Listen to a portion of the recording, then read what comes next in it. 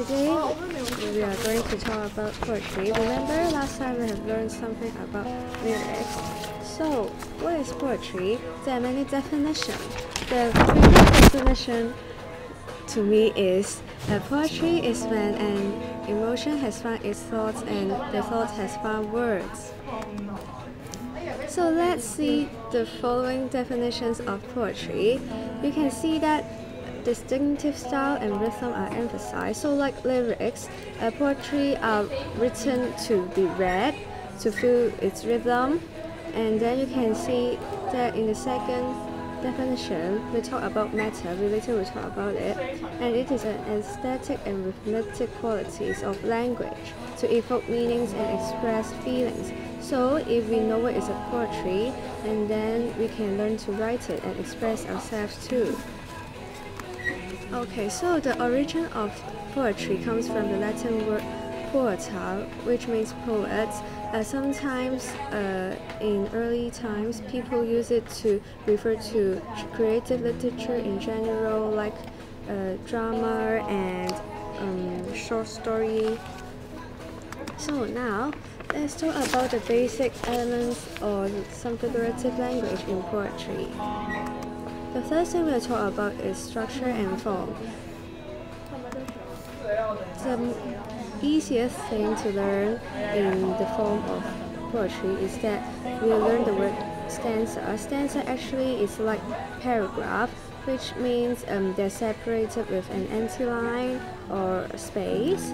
So let's take a look at this poem. How many stanzas are they? Which means how many paragraphs? Yes, there are two. And the next thing, remember we talked about matter.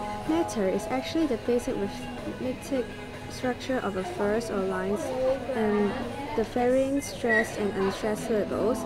For example, that time of year thou mayst in me behold.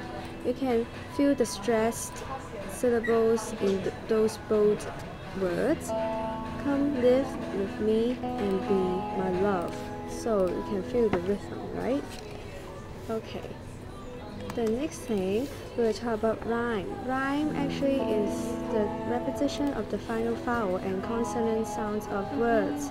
So take a look at this famous sonnet by Shakespeare, Shall I Compare Thee to a Summer's Day? We can see that day rhyme with the first sentence may, and then the second sentence temperate rhymes with the fourth sentence date. So later you're going to do a worksheet and you're going to answer my question, which is what is the rhyming scheme of Shall I Compare Thee to a Summer's Day? For example, remember we talked about day rhyme with may, temperate rhyme with date. So the rhyming scheme of the fourth sentence is A B A B. So you just finish it up.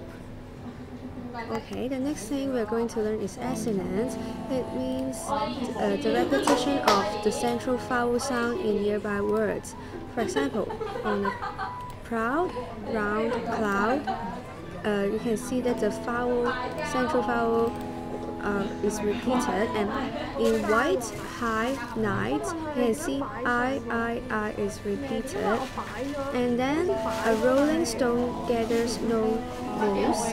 You can see O is repeated. And now let's go to alliteration. Alliteration means the repetition of the initial, which means the first consonant sounds of words which are close to each other. For example, for the sky and sea, and the sea and the sky. So you can see that the consonant S is repeated. And the second example, how much wood would a woodchuck chick with woodchuck wood? You can see that the consonant W is repeated. We can find it in many tongue twisters, like she sells seashells in seashore. Okay, now let's go to the figures of speech or the stylistic elements of poetry, which makes poetry poems more aesthetic, more beautiful, and more artistic, and it requires us to use our imagination. So the first thing, I'm sure you have learned it in Chinese, it is personification. It means to attribute some human characteristics to things and events. You know, things and events, they are not human, right? They are, or some animals, they are not human. Sometimes we can add some human characteristic to them, add something that only human can do to them. For example, the first one, grasses, it should be grasses. Grasses dance waltz in spring. We know that grasses, they can't really dance, right? They just move because of the wind, but we can write it like dancing waltz to make it more elegant, more beautiful. And time runs and never returns. We know that time is not a person, so it cannot run. And the third example, Moon is inconsolable, which means very sad by the fact that she is forever separated from Sun. So we know that Moon is incapable of being inconsolable. So these are the examples of personification. Can you think of any? So here is a very famous poem about personification. We can see that the two sunflowers are attributed with some human characteristic. For example, they can talk in the first two sentences and first four sentence, and then in the fifth sentence, yes, and the fifth, sixth, seventh, eighth sentence, they can even move. And then the next one, I'm sure you have learned this also in Chinese, is called simile. It means that we use figurative comparison like and as. For example, life is like a box of chocolate. You can never know what you're going to get. So like here is used. In the second one, they are as different as night and day. So as and is an example of simile. There are a lot of examples. For example, as busy as bee, as white as snow. Okay, and let me introduce you a friend of metaphor.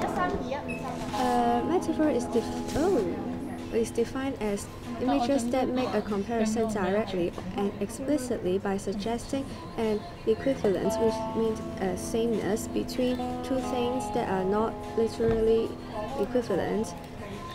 So here a very famous example is from a song, The Rose by Westlife. Some say love, it is a hunger and endless aching need. I say love, it is a flower, and you, it's only seed. So we can see that is used to suggest they're the sameness, but actually we know that in fact they're not the same. Like love and hunger, they are literally different, and love and flower, they are literally different. So people always say you are an apple of my eye. It is also a kind of metaphor, or life is a journey. Okay, so let's go to the next one. It's called hyperbole. It means exaggeration for effect and not meant to be taken literally.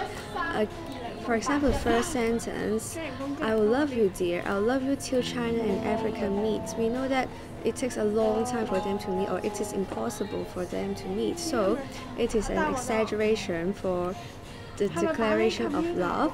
And the second one, the river jumps over the mountain. We know that it's very difficult for waves or river to get over mountain. And then last one, and the salmon sing in the street. We know salmon, they live in a sea or ocean. They cannot sing in the street, so it is also a kind of hyperbole. Okay, let's go to the last one, sensory images. It is defined as words or phrases that appeal to one or more of the 5 major human senses. So what are the 5 major human senses? They are sight, smell, hearing, touch, and yeah, okay, so I think I've said 5. Okay, let's go to this poem. We can see that in the second sentence, smell of steaks, it makes use of the sensory image of smell. And the first images, first sentence, the winter evening settles down. It uses the sensory image of sight. And then let's take a look at the fourth and fifth sentence. Gusty shower wraps the grimy scraps. It used the sensory image of touch. And oh, I remember, I forgot to say sound. So let's see the last two sentences. A lonely cab horse steams and stamps, and then the lightening of the lamps. So we can see that there is a sensory image of sound, as if you can smell, you can hear, you can touch, and you can hear something. Okay, so here are the basic elements or the figure of speech you often use in poetry. So hope after this lesson you can learn more about poetry and will like poetry. Thank you.